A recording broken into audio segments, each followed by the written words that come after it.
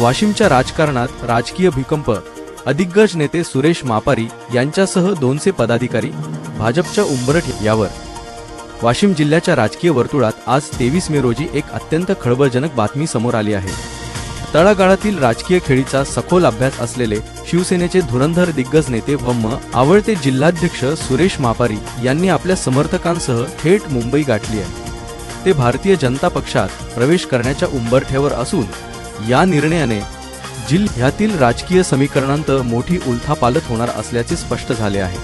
मिळालेल्या विश्वसनीय माहितीनुसार सुरेश मापारी यांच्या नेतृत्वाखालील तब्बल 29 वाहनांचा ताफा 23 मे रोजी मुंबईच्या दिशेने रवाना झाला आहे। या ताफ्यात आजी माजी पंचायत समिती सभापती, सदस्य, सरपंच आणि उपसरपंचांसह तळागाळातील महत्त्वाच्या 200हून अधिक पदाधिकाऱ्यांचा समावेश आहे।